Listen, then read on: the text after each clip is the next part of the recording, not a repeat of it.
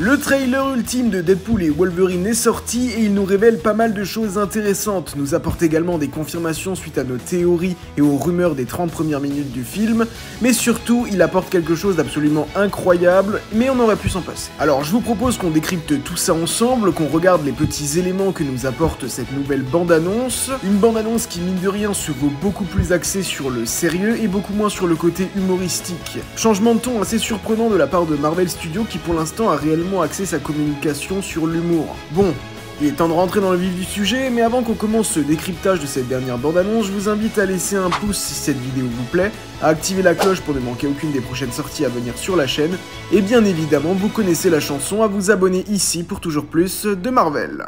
Let's fucking go.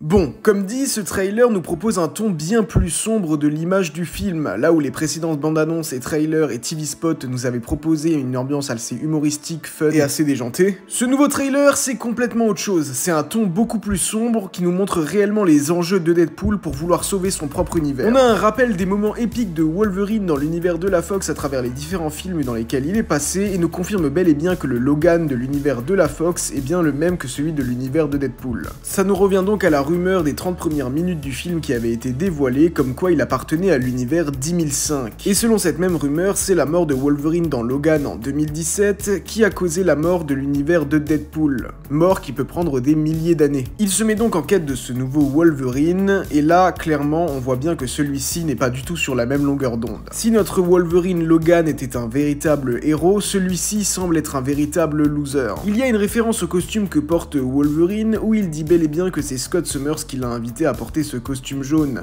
Il y a également une référence à Cyclope et à Fauve. Concernant les points de l'intrigue, on voit également que Emma Corrin, qui jouera donc Cassandra Nova, semble être en train de détruire un univers, peut-être celui de Deadpool ou un autre. On remarque ça à ces différents filaments, je vous invite à regarder la série Loki pour avoir plus d'explications là-dessus. Il a été également remarqué qu'elle porterait un double anneau comportant la pierre du temps, mais également la pierre de la réalité. Cela signifie peut-être qu'elle peut voyager à n'importe quel point de la réalité et à n'importe quel moment du temps. Ça sera à confirmer devant le film. On a également pas mal de petits easter eggs qu'on peut voir dans le néant, que ce soit Alliot, Asgard ou encore un héliporteur, ça n'y manque pas. Je serais vraiment curieux de savoir s'il s'agit du même Asgard qui a été créé par le vieux Loki dans la saison 1 de la série éponyme, ou s'il s'agit d'une version d'Asgard absolument différente. On a également la présence de Todd et Dents de Sabre des films originaux X-Men, mais également de Blake Lively, enfin selon certaines rumeurs ce serait Blake Lively et selon d'autres ce serait Taylor Swift, dans le rôle de Lady Deadpool. Il se peut également que ce soit pas du tout une actrice connue, mais que ce soit juste une figurante,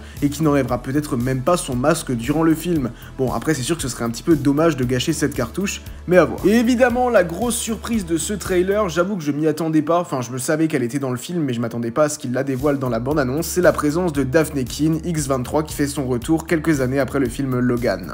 Alors est-ce qu'il s'agira de la même X-23 qu'on a donc pu voir dans le film Logan, ou s'agira-t-il d'une version différente?